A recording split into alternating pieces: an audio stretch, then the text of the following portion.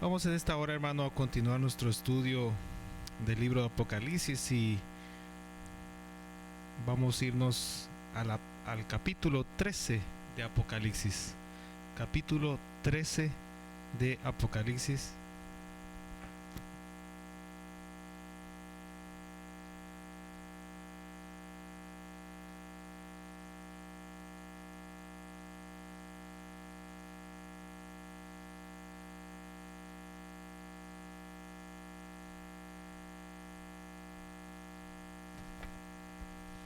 Amén. Y en este capítulo continuamos con donde nos habíamos quedado la vez anterior. Estamos hablando de las dos bestias que están descritas acá en Apocalipsis. Recordemos que allá en Daniel capítulo 7 había 4 bestias. En Daniel habían 4 bestias que vimos la vez anterior. Recordemos esta fotografía, este retrato o este dibujo, ¿verdad? Son las 4 bestias que salen del mar y que están en el capítulo 7 de Daniel. Ahora, en Apocalipsis capítulo 13, aparecen dos bestias. Ahí hay las fotografías. Vamos a hablar de la bestia 1 y de la bestia número 2. Pero antes de hablar de eso, recordemos que en el capítulo 11, y regreso aquí, ¿verdad?, a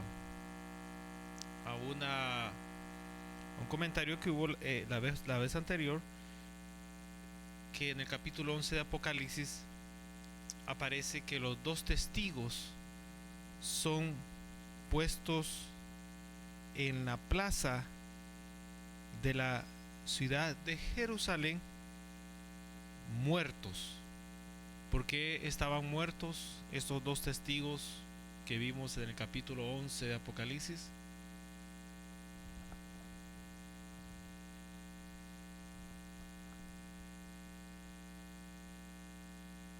Capítulo 11 de Apocalipsis habla de los 2 testigos, y estos 2 testigos, se acuerda que hablamos bastante de los 2 testigos. Estos 2 testigos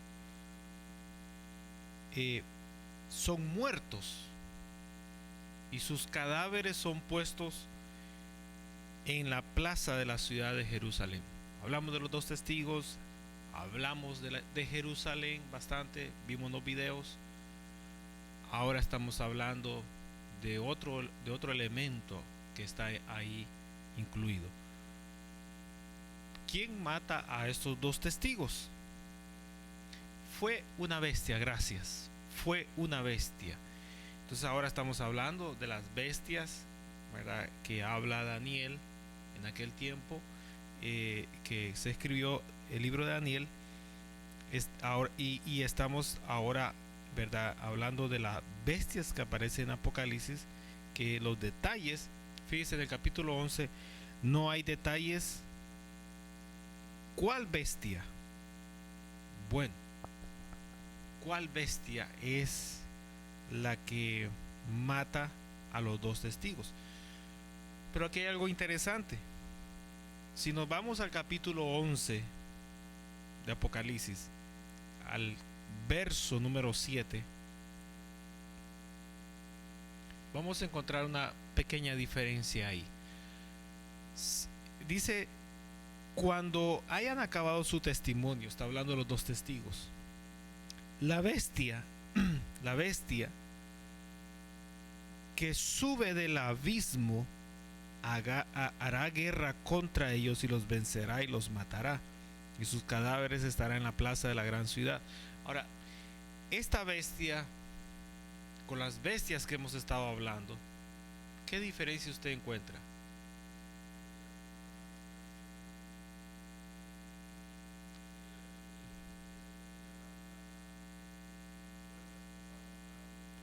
Ese puede ser una suposición, ¿verdad?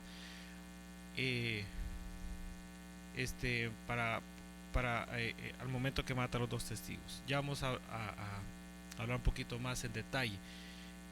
Puede ser una de tantos comentarios sobre esta bestia. Ahora, pero esta bestia, la pregunta es, esta bestia que mata a estos dos testigos, con las bestias que estamos viendo, ¿qué diferencia ve usted?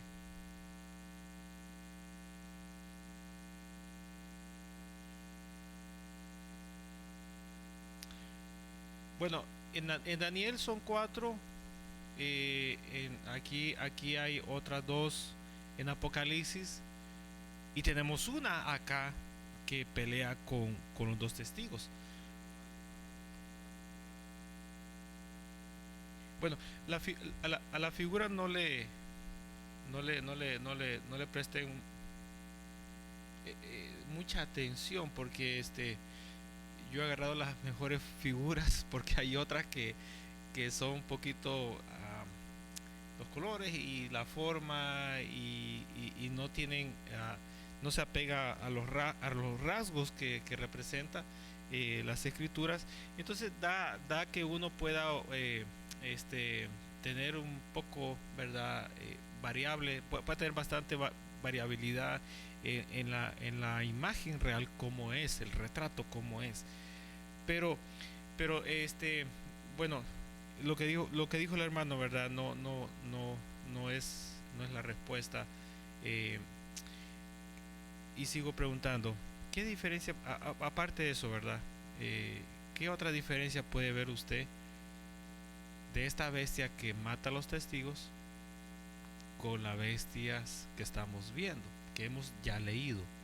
Ahorita esta bestia ya la habíamos leído y la acabamos de volver a leer en esta ocasión. Ahora, con lo que leímos en este momento en el verso número 7, fíjese bien, con lo que leímos en el verso número 7, ¿qué diferencia usted puede notar con las otras bestias que ya leímos? Ahí está, interesante, gracias. Dice la Biblia, esta bestia sube del abismo. ¿Y las otras bestias de dónde subían? Del mar. ¿Verdad? Interesante. Hay 2 bestias en Apocalipsis que, hermano, verso número, bueno, ya vamos a llegar al 13. Cuando estemos al 13 dice que sube del mar, pero esta bestia sube del abismo. Ese abismo está interesante, ¿verdad? Detectar qué es y quién está allí en ese lugar. Es muy interesante. Entonces, vamos a dejarlo, hermano, en este momento. Esta bestia que sube del abismo y pelea con los dos testigos, lo vamos a dejar en una pausa. Y más adelante vamos a encontrar la respuesta. Lo vamos a dejar en esa pausa, manténgalo en su mente, y lo vamos a ver más adelante. Vámonos ahora al capítulo 13. Capítulo 13, verso número 1. Dice, vamos a leer, ya lo habíamos leído, pero lo vamos a leer una vez más. Verso número 1. Me paré sobre la arena del mar y vi subir del mar una bestia que tenía 7 cabezas, 10 cuernos, en sus cuernos 10 diademas, y sobre sus diademas un nombre blasfemo. Y la bestia que vi era semejante a un leopardo, con sus pies como de oso, su boca como de león.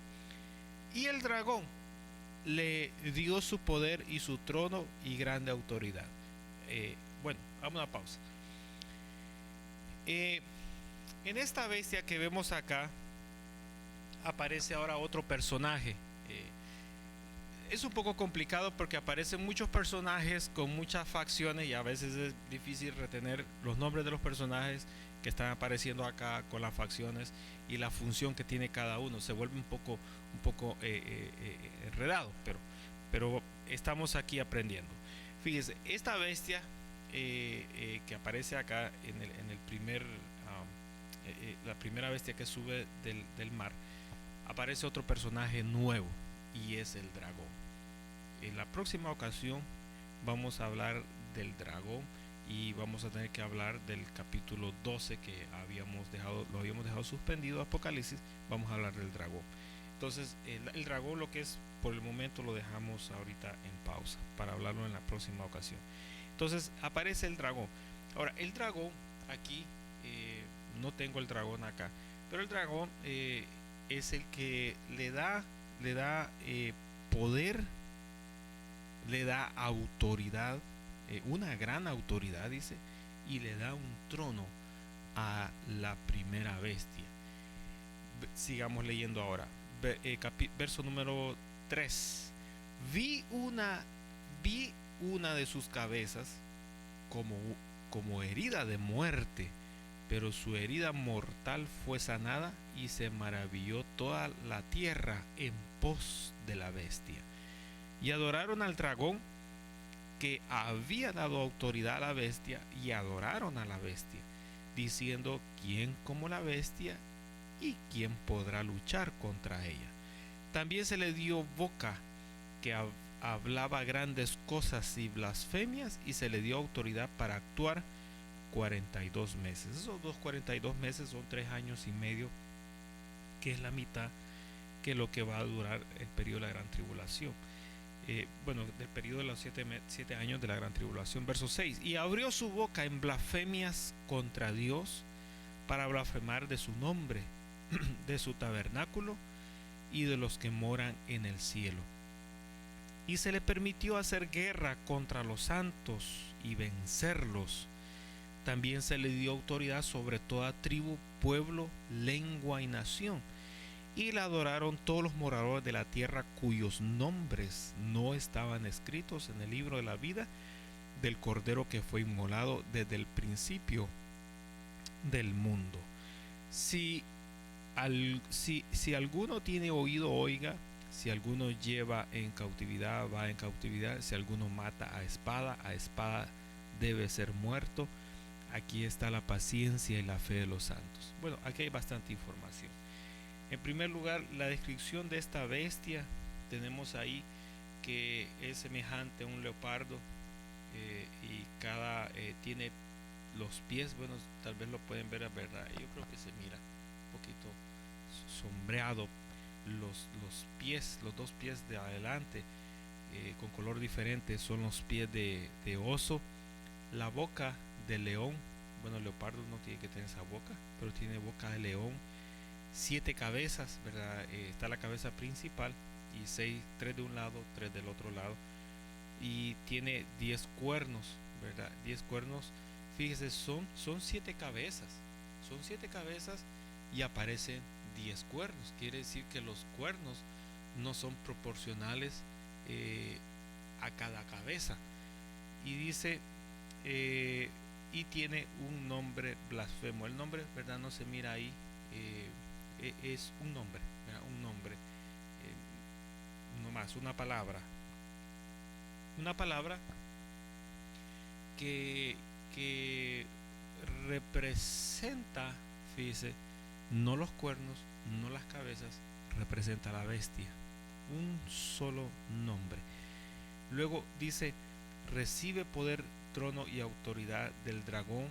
Ahora, hasta ahí.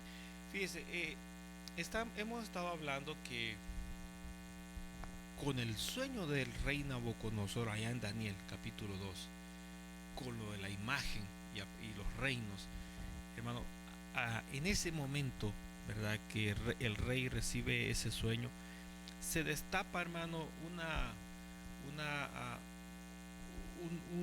un mover fuerte, hermano, de lo político, de los gobiernos, de las naciones de aquel entonces, hermano, por querer gobernar toda la tierra, gobernar, hermano, todo a todos los hombres, a toda la humanidad. Ahora, cuando hay un solo gobierno, fíjese, cuando hay un solo gobierno, ¿cuál es la ventaja que hay detrás de todo eso? Cuando hay un solo gobierno, hermano, a nivel general, un solo gobierno, un solo imperio, una sola nación, ¿cuál es la ventaja que hay detrás de todo eso? Porque desde el tiempo antiguo, hermano, la ambición del hombre sobre la faz de la tierra ha sido tener dominio sobre todo. Ahora, Dios, bueno, me voy a salir de Apocalipsis un ratito. Dios le entregó a Adán en el jardín del Edén, ¿qué cosas? Y tengo que predicar acerca de eso. Hay muchas cosas que Dios le entregó y será un día tengo que predicar acerca de eso. He tenido siempre eso en mi corazón y hay tanta información que todavía sigo recibiendo, colectando, pero Dios le entregó a Adán, hermanos, muchas cosas en el jardín del Edén. Ahora, con la presencia del pecado, lo perdió todo. Lo perdió todo. Ahora, afuera del jardín del Edén, lo que el hombre perdió, fíjese, lo que el hombre perdió quedó en manos de Satanás. Y el hombre nunca más tuvo acceso a eso. Vino el Señor Jesucristo y a través de su muerte el hombre recupera parcialmente lo que recuperó, parcialmente lo que había perdido. Hay otra parte que el hombre la volverá a recuperar cuando, digámoslo así de esta manera, se termine de completar el libro de Apocalipsis. El hombre recupera la otra parte. Mientras tanto, el hombre está en el presente queriendo tener nuevamente ese dominio, recuperarlo todo, pero él no lo tiene. Quien lo tiene es ahora el diablo. Recordemos que cuando el Señor fue tentado, una de las tentaciones que él recibió fue que tenía, por cierto, que ver con las naciones, con los gobiernos y con la política del mundo. ¿Qué fue lo que le ofreció Satanás? Le ofreció los gobiernos de la tierra. Pero ¿cómo usted anda ofreciendo algo que usted no lo tiene? Bueno, a menos que sea mentiroso. El diablo es mentiroso. Pero óigame lo que le voy a decir, y va a sonar un poco contradictorio. A veces él dice unas grandes verdades. Y esa fue una gran verdad. Él, fíjese, recibió, es decir, le fueron entregados, le fueron otorgados los reinos de las naciones que no estaban en su poder. Él no tenía acceso ahora. Ahora, él, hermano, planificó, trabajó y lo obtuvo y está en sus manos. Entonces, para que el hombre pueda manejar y tener acceso a esa área, tiene que entonces estar del lado de Dios.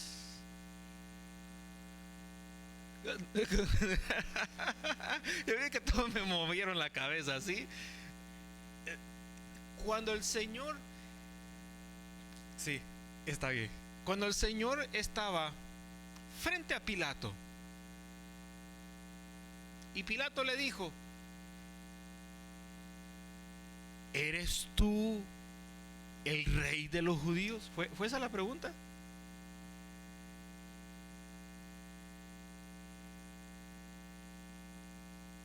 No, sí, a mí se me olvidó, pero ayúdeme. Bueno, vamos a decir que sí. ¿Eres tú el rey de los judíos? ¿Qué respondes a eso? O te hacen llamado, vamos por ahí, ¿verdad? ¿Qué fue la respuesta del Señor Jesús?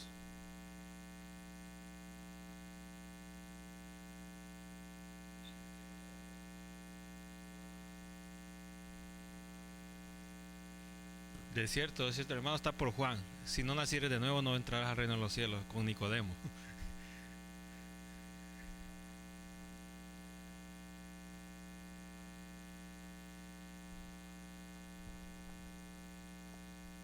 Tú lo has dicho, y después, ¿qué sigue? los que leen la Biblia en el teléfono. ¿Qué le dijo después? Y esto lo tenemos que tener, ¿verdad?, en la mano, porque si no, todo lo que dije Satanás no me lo va a creer. Pero si digo si respondemos esta pregunta, me va a creer todo lo que hablé de Satanás. Después, ¿qué dijo el Señor? ¿Cómo? Que yo he dicho bien. Él bien has dicho. Sí. Bien has dicho. Pero después, ¿qué dijo? Sí, después, ¿qué dijo? ¿Y después de eso? ¿Cómo? No. ¿Y después qué le dijo? Tú lo has dicho. Y ahí dijo, hay otra cosa más. No. Van a ir a Google ahorita. .com.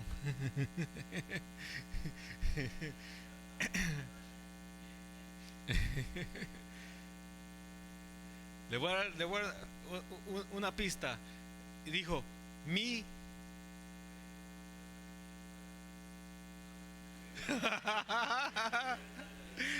la idea es esa, ¿verdad? Dijo, mi reino no es de este mundo. Mi reino no es de este mundo.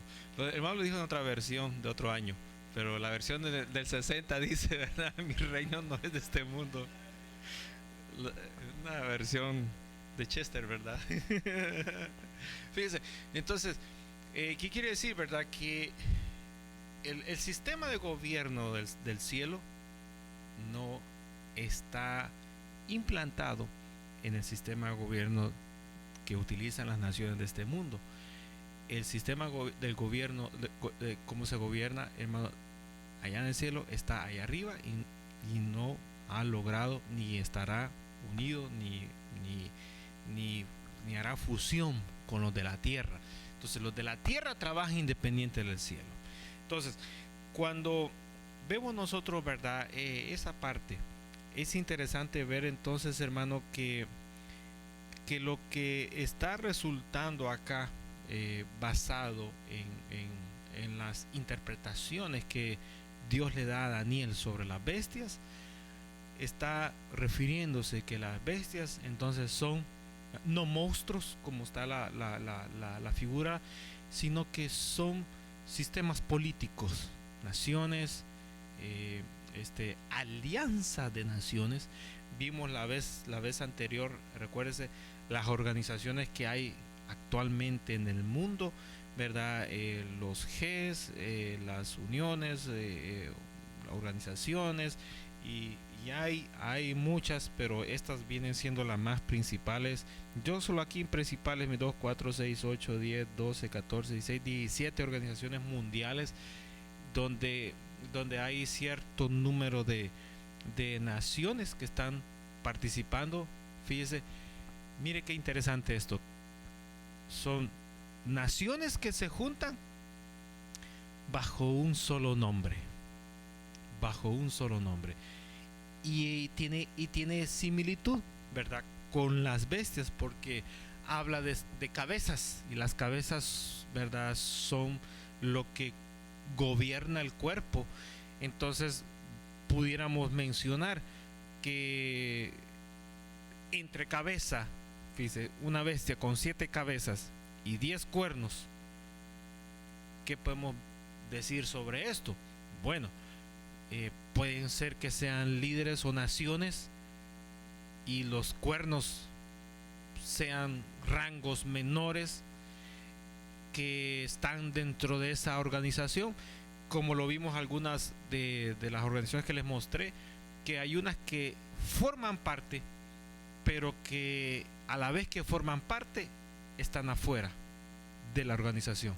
Entonces es como eso es así como, por ejemplo, cuando hablamos de Puerto Rico con los Estados Unidos, que es un estado, pero que a la vez está libre, pero no es una nación, ¿verdad? Una contradicción. ¿Qué quiere decir eso? Bueno, que cuando se habla de los estados que conforman la Unión de los Estados Unidos, entonces hay que incluirlo a Puerto Rico. Pero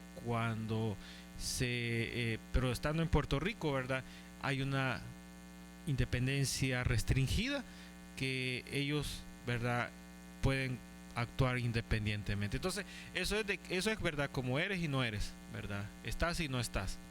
Es algo, ¿verdad?, de ambas. Entonces, pienso yo, ¿verdad?, esto sobre referente a las 10 cabezas, a los 10 cuernos, con las 10 diademas, está el nombre blasfemo, y recibe poder, trono y autoridad. Bueno, el trono, ¿verdad?, una posición de mando superior, de gobierno, autoridad, poder, ¿verdad?, del dragón. Ahora, habla de que hay una herida de muerte en una de las cabezas. Bueno, tiene 7 cabezas. Hay una herida de muerte en una de las 7 cabezas. ¿Qué puede significar herida de muerte en una cabeza? Digamos, si la cabeza es una nación o es un personaje, ¿qué puede representar esa herida de muerte? Bueno, una posibilidad como un golpe de estado, es decir, el marco siempre viene siendo lo político, ¿verdad?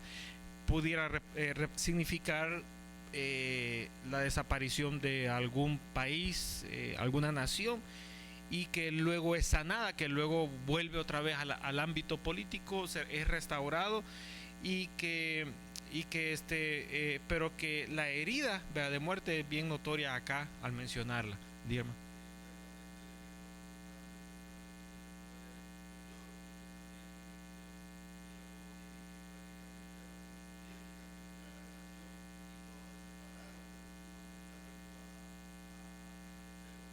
Sí, cuando hablamos, por ejemplo, hay, yo lo tengo acá. ¿Dónde lo tengo? Aquí está, la Federación Rusa. Eh, las iniciales son Unión de Repúblicas Socialistas Soviéticas, pero luego adoptan otro nombre, Federación Rusa. Luego adoptan otro nombre diferente, es decir, han ido adoptando varios nombres a medida que el tiempo va pasando, porque la política es algo que cambia, Hoy los políticos así son, ¿verdad? Cuando usted ve una persona que le dice una cosa y luego le dice otra cosa, o que luego dice una cosa y lo hace con alevosía, con mala acción, uno le dice a la persona, sí que eres buen político, ¿verdad? ¿Qué le está queriendo decir? Bueno, que los políticos son así. Puede estar un partido político y luchar por la bandera de ese político con su propia sangre, y en cuestión de segundos contradecirse y ponerse en otro bando político y defender la otra bandera con la misma sangre de él. Entonces, la política, ¿verdad?, tiene esa característica, y no es nada de extrañarse, ¿verdad?, que hoy, por ejemplo, una nación se llame tal y a los días se forme alianza, le cambien nombre, y que vaya cambiando eso con el tiempo, no es nada nuevo. Entonces, decir ahora, ¿verdad?, que una de las cabezas es, por ejemplo, la Asociación de Naciones, ¿verdad?, XYZ, hermano, puede sonar un poco, ¿verdad?, imprudente, porque en cuestión de años, de meses, de días, ocurre un problema, cambian de nombre, entran y salen otras naciones, y lo que usted había dicho, ¿verdad?, quedó, ¿verdad?, ahí, mal. Entonces, uno puede, ¿verdad?, tener una idea cómo el mundo político va cambiando y se va moviendo, pero no puede decir, ajá, es esta, ¿verdad?, esto, aquí, ¿verdad?, porque entonces entramos en algo incierto, y que no se cumpla, pues quedamos nosotros mal. Y las personas que estaban aprendiendo en nosotros dicen, bueno, ya no lo vuelvo a escuchar, porque todo lo que dijo no se cumplió, y imagínense, si lo sigo escuchando, peor que no se cumpla, me va a confundir. Entonces mejor no entrar en ese detalle. Sigo leyendo esta nota que tengo yo aquí en la presentación. Fue herida de muerte en una cabeza siendo sanada. Dice, habla cosas grandes y blasfemas contra Dios, y hace guerra contra los pueblos y los santos para vencerlos. Hermano, no es nada nuevo, ¿verdad?, que haya salido a la luz pública cuando un gobernante dice una blasfemia contra Dios y contra la iglesia, ¿verdad? Que es su escogida, su pueblo santo. No es nada nuevo, ¿verdad? Que escuchar a un gobernante que diga un disparate contra Dios y contra la iglesia. Eso no es nada nuevo. Aquí, ¿verdad? Está mencionándose que eso se va a hacer. Y pelea contra los santos, dice esta bestia, y los vence. ¿Cómo pudiéramos nosotros interpretar? Diciendo lo siguiente: que la bestia vence con los santos y los la bestia lucha contra los santos y los vence. ¿Cómo pudiéramos nosotros interpretar esa expresión?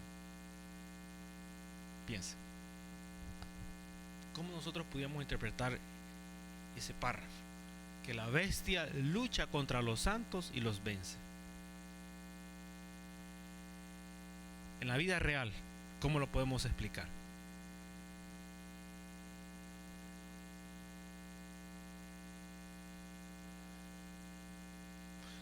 No, de los testigos y ya salimos. Estoy hablando de la bestia de Apocalipsis 13.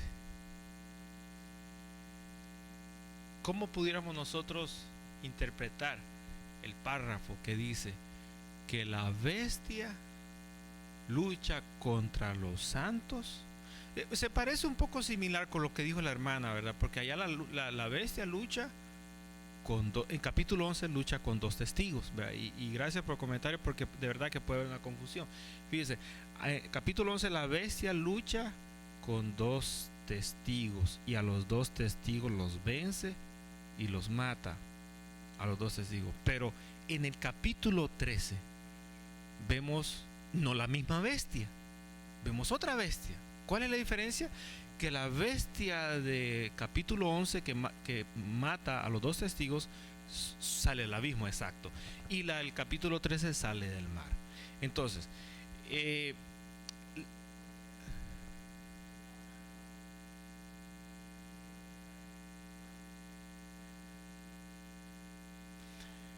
bueno, comentario interesante. Vamos a hablar acerca del comentario.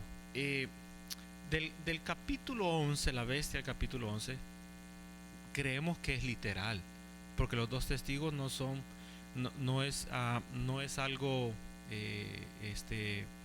no es una interpretación espiritual, sino que es una interpretación literal. Son dos personajes y estuvimos hablando de quiénes eran, posibilidades, etcétera, etcétera. Y la bestia también es real, ¿verdad? Es decir, está representando a alguien, la bestia que sube al abismo. Y la muerte es una muerte física real, una muerte real. Después los testigos resucitan y es una resurrección real, ¿verdad? Entonces, ahora, al irnos al capítulo 13, igual tenemos una bestia, un personaje, una alianza de las naciones, fíjese, pero ahora en el capítulo 13 es la bestia, como nosotros interpretamos, ¿verdad? Como nosotros podíamos explicarlo. La bestia lucha con los santos y los vence. ¿Cómo pudiéramos nosotros interpretar, hermano, o explicar esa frase? Sí, exacto, muy bien. Sí, hasta ahí vamos bien.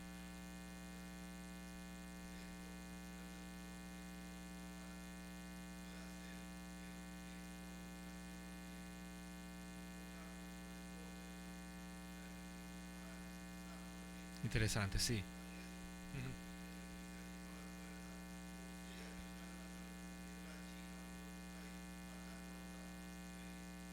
Muy bien. ¿Alguien tiene otro comentario adicional a eso? Excelente. Nosotros podemos explicar.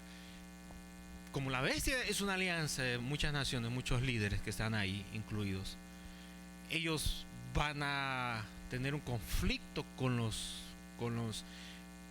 que estén, fíjese, oiga bien, con los que estén viviendo durante el periodo de la gran tribulación. Durante el periodo de la gran tribulación va a haber personas que van a ser salvas. Un grupo, hermanos, que va a ser conformado por que en sangre son judíos, y hablamos de eso bastante tiempo atrás, que son judíos de cada una de las tribus de Israel, que están ahí enumeradas, y van a haber otros que van a ser gentiles, que se van a convertir al Señor durante el periodo de la gran tribulación. Ahora, y esto es lo que nosotros siempre decimos en los mensajes, convertirse, hermano, en el periodo de la gran tribulación, eso va a ser durísimo. Ahí no va a tener la oportunidad de ser flojo como lo es hoy. Hoy le duele la espalda, no viene. Y yo he tenido dolor de espalda y sé lo que es el dolor de espalda, ¿verdad? Allí, hermano, ahí eso, ¿verdad? Un dolor de espalda que le sacaron un ojo y solo tiene uno. Ay, eso no es nada comparado, hermano, con lo que de verdad se tiene que sufrir. Ya vamos a hablar del sufrimiento, hermano, de lo que va a costar, fíjese, mantenerse fiel al Señor en el periodo de la gran tribulación, que es un periodo de 7 años. Un periodo de 7 años. Si mire, hermano, si una prueba que nos llegue a la semana, ya no venimos a la iglesia, no le contestamos el teléfono a los hermanos, peor al pastor. Y si tenemos que hablar de la iglesia donde estábamos, hablamos las pestes peores que cualquier cosa. Una pruebita. Ahora, hermano, en 7 años de prueba, hermano, con el hambre, con el dinero, con los alimentos, con el clima, con el cielo, con la tierra, con los temblores, hermano, con las inundaciones, con la lluvia, con el aire, hermano, con el calor, hermano, con el asesinato, con la matanza, con el robo, hermano, con los secuestros, hermano, con las enfermedades y, hermano, imagínese usted, le pregunto, y yo me hago a un lado, que le cayera todas esas pruebas, hermano, de un solo. Y hermano, imagínese con el sol que oscuro de repente, bien fuerte, hermano, un descontrol, hermano, increíble. Ahora, hermano, yo le digo, hermano, si hoy, hermano, cuando nosotros pasamos al altar y decimos que estamos en los caminos de Dios, ¿cómo nos expresamos? ¿Cuáles son las expresiones más comunes? Hermano, aquí estoy, arrastrado, pero me vine. Hermano, mire, boqueando por un lado, 5 pasos para atrás y 20 para retroceso también. Hermano, esas son nuestras expresiones. Ahora imagínense en el periodo de la gran tribulación, ¿cómo van a decir esos hermanos? Hermano. Es decir, ¿verdad? Por eso es que decimos, vea, hoy, ¿verdad? Conviértase, pero que de veras, ¿verdad? Se le note en la cara.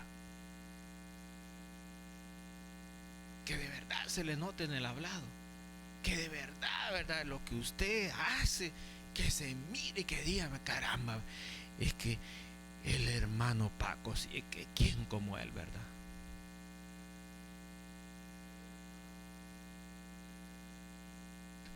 Nadie dijo amén, hermano, que el hermano Paco, oremos por el hermano Paco que venga. Es decir, verdad, es un reto, un desafío para nosotros, tener hermano, una firmeza en el Señor durante este tiempo. Ahora, para nosotros, hermano, ¿cuál es la lucha que tenemos hoy en día? Que nos impide, ¿verdad?, caminar rectamente como el Señor quiere. ¿Cuál es la lucha? ¿Cuál es la lucha? La lucha que usted tiene, eso no le hace ni cosquilla, ni es un pellizcón con lo que va a venir en el periodo de la gran tribulación. Entonces, hermano, yo creo que la frase que nos reta a nosotros es de que, hermano, el Señor viene como ladrón en la noche. Viene de sorpresa, viene, hermano, sin aviso, y cuando menos lo espera, ¿verdad?, ¡pum!, aparece. ¿Y qué es lo que Él espera de nosotros? Que estemos, hermano, apercibidos. Y esa palabra, estar apercibido, ¿cómo la podemos traducir? ¿En qué otra palabra lo podemos traducir? estar despierto, ¿cómo lo podemos traducir?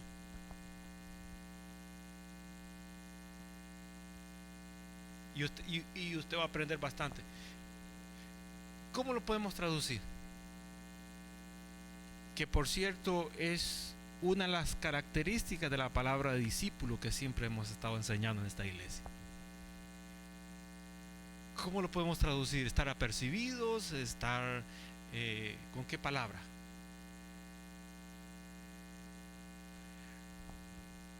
Perseverar. ¿Qué otra palabra podemos explicar la palabra perseverar?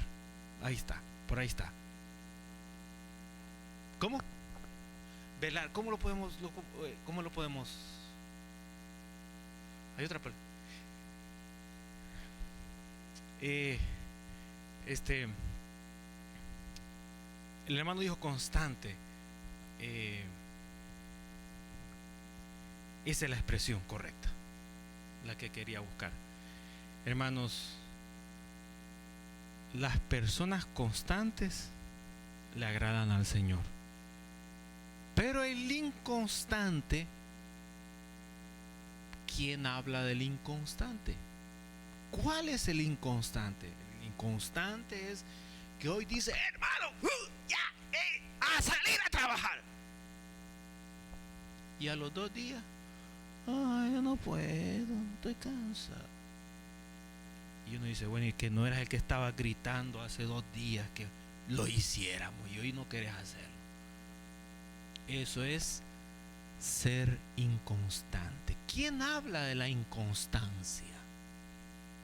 Que el que dice sí, luego dice no, y ahí va con el sí que no, y que el sí que no, y a veces nos sentimos tan orgullosos de nuestra inconstancia que cuando pasamos al altar decimos, bueno, yo no soy tan constante, pero Dios me bendice, y nos sentimos orgullosos sin vergüenzas. ¿Quién habla de la inconstancia en la Biblia? Proverbios habla de un necio, ¿verdad? Y ahí tiene cualidades similares, pero ¿quién más habla de eso?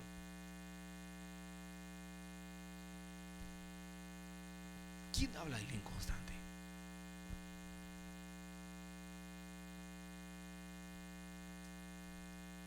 Y lo hemos estado mencionando. Acuérdense quién. Santiago, el hermano Santiago. Sí, Santiago habla del inconstante. Hermano, la constancia, ¿verdad? Usted trate, hermano, ¿verdad?, de ser constante en las cosas del Señor. Que cuando usted diga algo, ¿verdad?, en su corazón, o en el altar, o en la banca, donde sea, hermano, que la gente vea, esta hermana es de palabra. Mira, dijo, y yo no me lo imaginé, ahí está. Y cuando se quiere volver a repetir la cosa, mira, lo hizo. Yo creí que solo una vez lo iba a hacer. No, mira, ya van 3 veces y ahí esa hermana sí que la hermana es de palabra. El hermano, ¿verdad? Entonces, hermano, la constancia es muy importante en el reino, en la vida cristiana, en el reino de Dios. Entonces, hermano, las naciones, ¿verdad? Las naciones se juntan y entonces empiezan a decir, bueno, el cristianismo y esto de la fe, la iglesia, vamos a ir parando y vamos a ir haciendo las cositas, hermano, y lo que los gobernantes digan, los cristianos, hermanos, lo pueden cambiar para la gloria de Dios. Amén.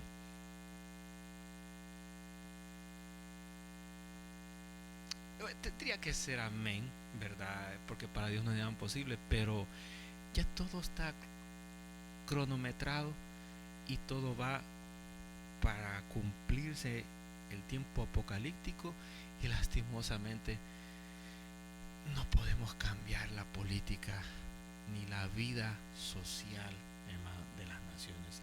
Hay, ¿verdad? Hay, por ejemplo, algunos pueblos pequeñitos, algunas ciudades, ¿verdad?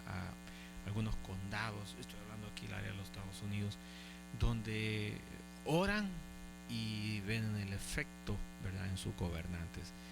Pero eso está casi, hermano, limitado, ¿verdad? Y limitado en cuanto al tiempo y al área, ¿verdad? Pero en términos generales, hermano, tenemos esa gran desventaja. Imagínense la iglesia del libro de los Hechos de los Apóstoles, hermano, oraron, ¿verdad? ¿Cuántas veces, hermano, ellos oran. Fíjese lo que le voy a decir. Mire. Y voy a ver si usted ha leído el libro de los Hechos de los Apóstoles el día de ayer. ¿Cuántas veces la iglesia, hermano, en el libro de los Hechos de los Apóstoles, se unieron para orar por sus gobernantes, por la injusticia que estaban haciendo con ellos? Les pregunto en esta hora, ¿cuál fue la respuesta que Dios les dio a ellos? El tiempo está corriendo ahorita. ¿Cuál fue la respuesta que Dios les dio a ellos cuando oraban? Cuando toda la iglesia se unía y le decía, y le voy a dar una pista, y me lo tiene que contestar con esta pista. Le decían al Señor: Señor, mira las amenazas de los gobernantes sobre nosotros, amenazas de muerte, el castigo físico, el abuso físico sobre nosotros por predicar tu palabra. Míralos a ellos. Y Dios respondía. La pregunta es, ¿cómo le respondía a ellos?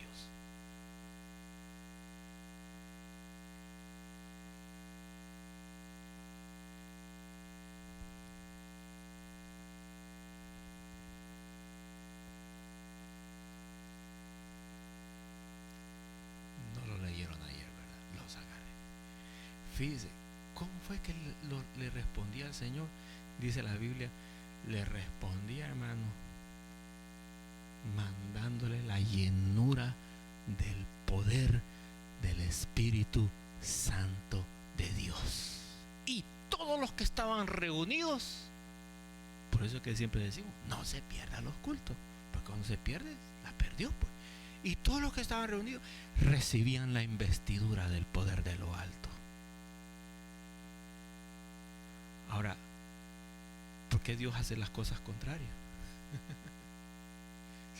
Ellos no estaban pidiendo llenura del Espíritu Santo,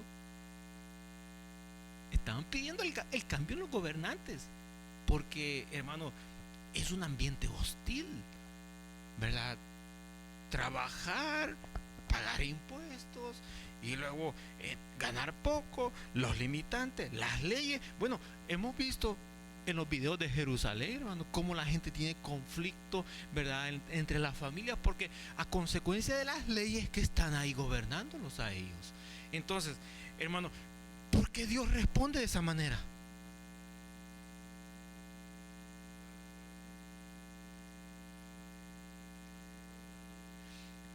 Les está dando fuerzas a la iglesia para que continúen trabajando en ese mismo ambiente político de injusticia. Dios no puede Dios lo puede hacer, pero Dios no en su plan no está reparar la política del mundo. En su plan está mover la política para el cumplimiento del libro de Apocalipsis, para terminarlo todo. Entonces, mientras tanto, ¿verdad?, si usted se queja del ambiente político y social que está viviendo, es cierto, lo incomoda a cualquiera, pero podemos pedir por los gobernantes. Una pregunta, podemos a ver si usted leyó algunas epístolas de Pablo. ¿Podemos pedir por los gobernantes de hermano delante de Dios, sí o no? Sí, ¿verdad? Podemos pedir para que Dios por ahí nos dé un pequeño refrigerio, ¿verdad? Temporal. Pero el plan no es que ese refrigerio temporal sea permanente, eterno. Es de que eso cambie y todo camine de la mano con todas las naciones y toda la política rumbo a Apocalipsis. Entonces, hermano, es interesante ver que ¿verdad? Eso, yo ahora que venía para acá, se me vino algo a la mente. Yo dije, bueno, qué vida la que estamos viviendo es interesante, porque a nivel mundial, fíjese, si aparece el yoga, todo el mundo le aplaude y habla cosas bonitas del yoga. Si aparece por ahí métodos para refrescar la mente y la inspiración, todo el mundo le aplaude y habla bonito de todo eso. si se habla de cualquier cosa en el mundo, todo el mundo le aplaude y se habla bonito de eso. Pero que no vaya a ser hablar de Dios o de Jesús, porque todo el mundo se para, se pone en pie y dice, hágalo a un lado, no queremos hablar acerca de eso. Y dicen tanta cosa de eso. Ahora, ya lo estamos viviendo, pero no es la intensidad de la gravedad que se va a vivir durante el periodo de la gran tribulación, porque ahí va a haber una ley y eso va a ser terrible. Bueno, el caso de los cristianos, cómo los han perseguido en el tiempo pasado, que la historia nos habla, y cómo están pasando persecución hoy en día en otras naciones del mundo. Eso es evidencia que vamos en esta dirección, y tenemos que pasar, hermano, esa prueba, vivir con esa prueba. Imagínense, nosotros todavía no hemos pasado, por ejemplo, Pablo le habla a la iglesia y le dice, vosotros todavía no habéis luchado contra sangre y carne. Él sí, porque lo habían apedreado, lo habían golpeado, lo habían puesto en prisión, lo habían amenazado, hermano, lo habían dejado casi medio muerto. Es decir, él estaba viviendo esa situación. Ahora, nosotros hoy en día en algunas partes del mundo no tenemos ese tipo de prueba. Hay otras partes del mundo donde, hermano, a los hijos de los pastores, hermano, los torturan. ¿Se imagina aquí este muchacho? Guapo, elegante, sin pelo, golpeado, con heridas, todo por ser hijo de un pastor. Uno ahí lo piensa, hermano. Uno dice, bueno, que me den a mí, pero que no le den a mi hijo. Imagínense la esposa de un pastor, solo por ser la esposa de un pastor. Y pues yo ni me paro en el púlpito, no tengo nada con la iglesia, simplemente él es mi esposo. Pero solo por ser el esposo, hermano, se lo llevan, por ahí le cortan la cabeza y lo entierran y no aparece nunca. Y la iglesia, y aparece la noticia, y le digo eso porque eso es lo que yo recibo cada semana de lo que está ocurriendo en otros países, que le digo que si le digo dónde queda, ni usted ni yo nos acordamos dónde queda esa nación, que se está maltratando a la iglesia. Y en la fotografía no aparece la esposa y los hijos, y el esposo desaparecido ya por un año, simplemente por predicar la palabra de Dios. Ahora, ¿de dónde viene esa orden? Viene del ámbito político, viene de los gobiernos, ¿verdad? Acabarlos, hermano.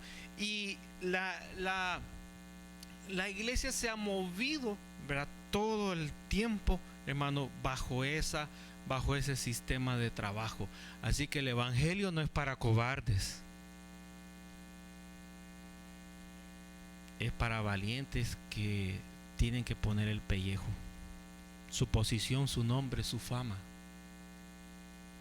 Es hermano, por eso que el Señor dijo, cualquiera que quiera ser mi discípulo, ¿qué dijo después? Ya me salí, ya casi estoy predicando, pero no debo predicar, pero creo que vale la pena. Tome su cruz y sígame. Tome su cruz y sígame. Ahora, cuando el Señor tomó su cruz, ¿qué estaba diciendo él en otras palabras? Iba a la vida, ¿qué más?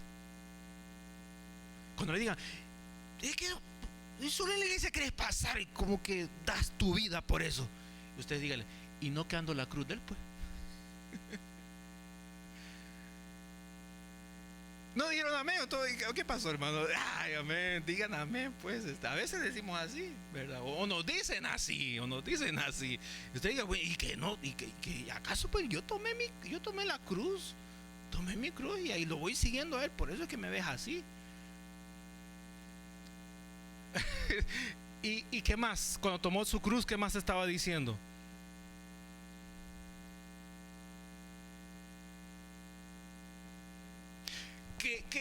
Que nos neguemos a nosotros mismos, hermano. Es decir, ¿verdad? Usted puede tirar la cruz del Señor. Nosotros decimos, tiraste la toalla, te fuiste de la iglesia. Pero en realidad ya habías tomado la cruz, caminaste un par de años y nada, esto y la tiraste y te fuiste. Y menospreciaste el sacrificio que el Señor hizo en la cruz del Calvario. Y tuviste por inmunda, dice el libro de Hebreos, la sangre que fue vertida. Y cuánto más has hecho afrenta al Espíritu Santo. ¿Crees que tendrás perdón en este siglo? No, ni en el venidero, y nunca. Eso es terrible, ¿verdad, hermano? El negarse, ¿qué se tiene que negar? Se tiene que negar a los deleites temporales, al placer, hermano, y a tanta cosa que podemos mencionar. Entonces, fíjese, es interesante, ¿verdad?, que la vida cristiana, hermano, demanda un estilo de constancia, perseverancia y las palabras que ustedes mencionaron, hermano, para ser digno de ser arrebatado cuando suene la trompeta final allá en los cielos. Amén. Entonces, sigo leyendo aquí la nota que tengo. Dice, esta bestia, hermano, aparte que lucha contra los pueblos, los santos, y los vence, recibe adoración. Ahora, recibe adoración esta bestia. ¿De parte de quién? De parte de aquellos que no están inscritos en el libro de la vida del Cordero. Vamos a llegar hasta acá y vamos a hablar de la bestia número 2 en la otra ocasión. Pero déjeme decir lo siguiente. Aquí dice que esta bestia no va a ser adorada porque la van a adorar, la van a venerar, la van a poner en alto. Bueno, quitemos la imagen de la bestia, las naciones, ese grupo de naciones, esa unión que está ahí, van a recibir adoración, respeto, admiración, bla, bla, bla, y toda esa cosa de parte de todo el mundo. Pero dice que va a haber un grupo de personas que no lo van a hacer, y que van a ser aquellos, ¿verdad?, que están escritos en el libro de la vida del Cordero. Los que están inscritos no la adoran, pero los que no están inscritos adoran a esa bestia. Ahora, este es un detalle interesante, porque si nosotros lo aplicamos hoy en día, le pregunto, ¿quién de nosotros está inscrito en el libro de la vida del Cordero? ¿Cómo podemos asegurarlo? ¿Cómo podemos asegurarlo? Hace un par de años atrás había un grupo de hermanos en la iglesia, y yo pude haber hecho esa pregunta y todos pudieron haber dicho amén y haber mencionado textos de la Biblia y amén. Pasaron los meses, unos se fueron, otros entraron, y pude haber hecho otra vez la pregunta y todos pudieron haber dicho amén y respondiéndome con textos de la Biblia. Después de otros par de meses puedo yo haber hecho otra vez lo mismo y pudo haberse repetido lo mismo. Entonces, hoy en día podemos decir, de tantos que entraron, tantos que se fueron, que hay unos que ya no están y se perdieron, ya no quieren nada de Dios, y hay otros que hasta ya murieron sin Cristo, en rebeldía y en oposición al Señor. Le pregunto, ¿qué evidencia podemos tener nosotros quién está escrito en el libro de la vida del Cordero y quién no? ¿Qué evidencia podemos tener? ¿Qué puede decir usted al respecto? ¿El hermano dijo nada?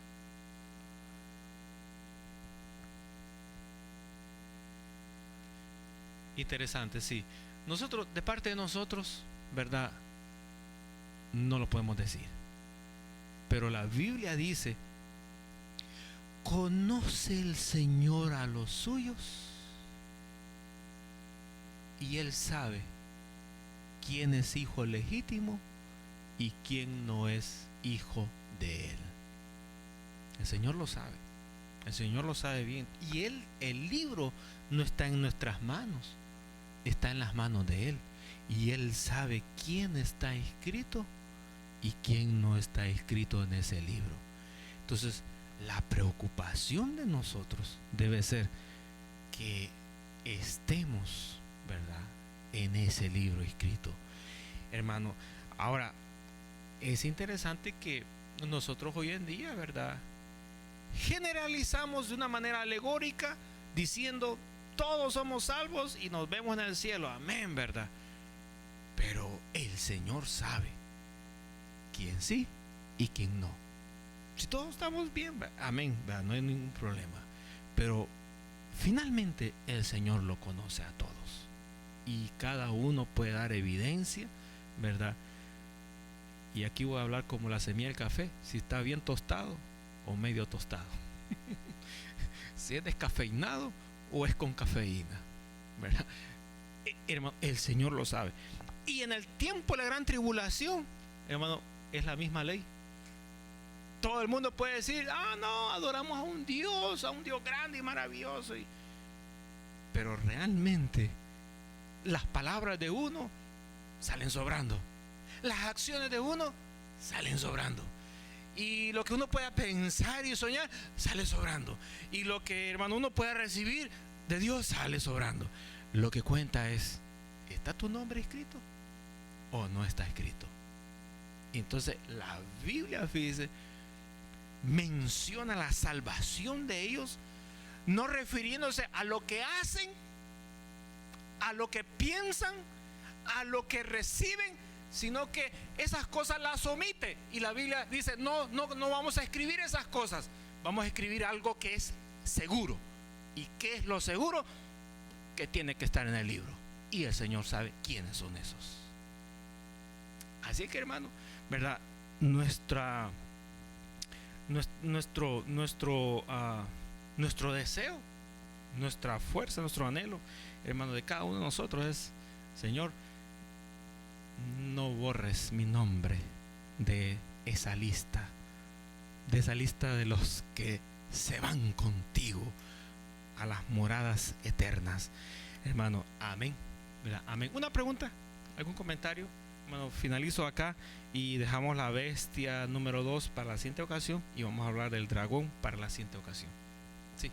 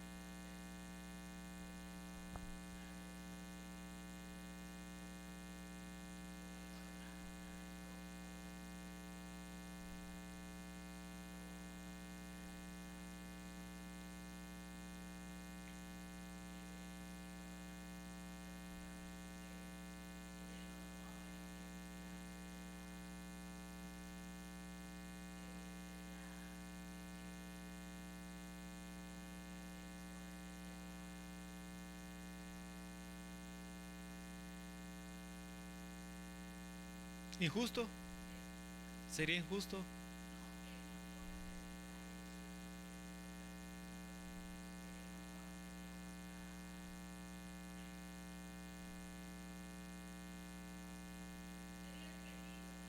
Sí.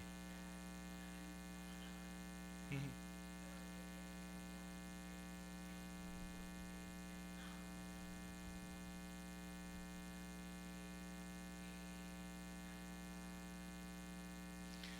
La,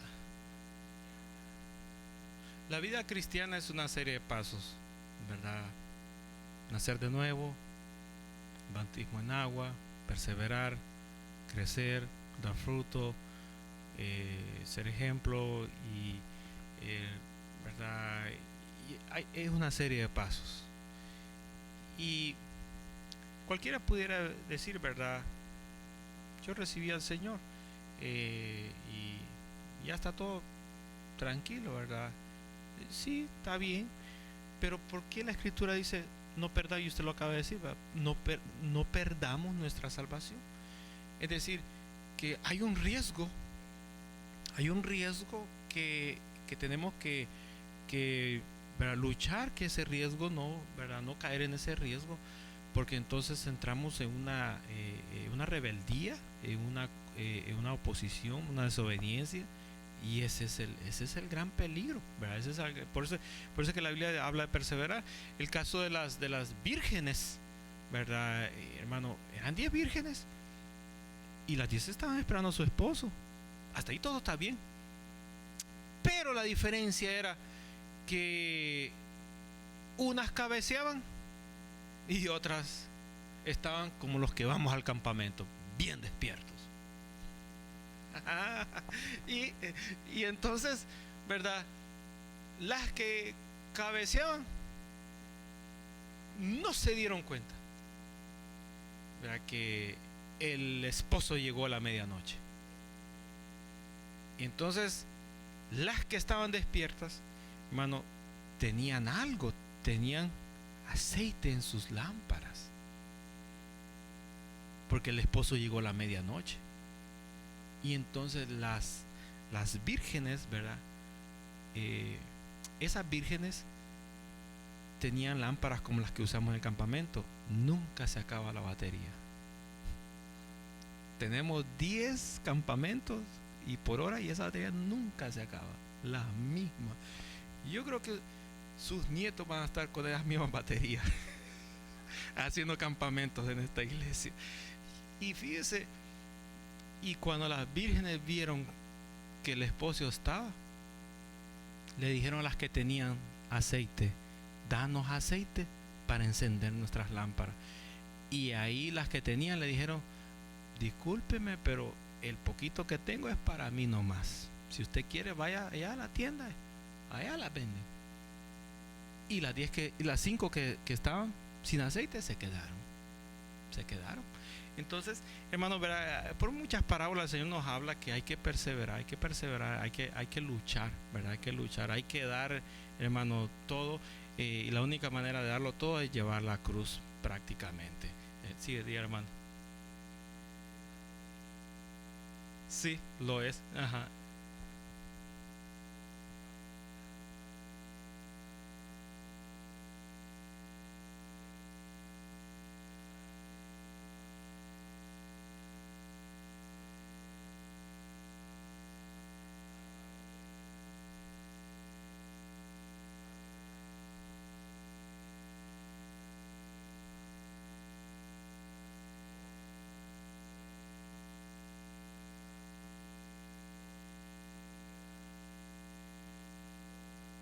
Sí. Uh-huh.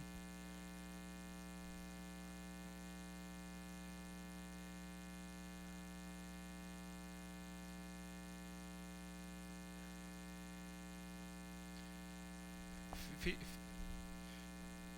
fí- sí, desde antes de la fundación del mundo.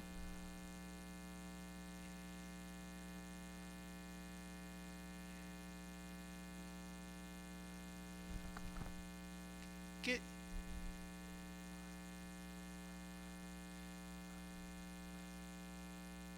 ¿Qué dice la Biblia de eso que dijo el hermano? Cuando alguien quiere hacer algo y cuando alguien no quiere hacer algo. ¿Qué dice la Biblia acerca de eso? Y el hermano lo mencionó. Como dijo él, ¿verdad? No depende de nosotros. Fíjese, no depende de nosotros. Cuando somos escogidos por él, hermano, el Señor lo pone todo. Lo pone todo. Cuando usted lo manda a trabajar a una compañía, lo correcto es que le den sus zapatos, su uniforme, su gorra, sus guantes, su equipo de trabajo, de seguridad y todas las herramientas necesitadas. Supuesto que le den todo eso, ¿verdad? Entonces nosotros, hermanos, siendo, ¿verdad?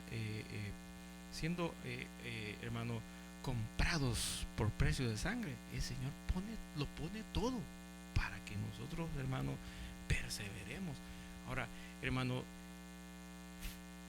para que nosotros al hacer las cosas digamos, yo esto lo hice por mi fuerza. No, lo hice porque fue el Señor quien actuó, ¿verdad? Ahora, ¿qué dice la Biblia acerca de eso? Que Dios ¿pone qué? Sí, primero el querer, ¿verdad? El querer como el hacer. Si usted no tiene eso de parte de nuestra iglesia, no funciona. Amén.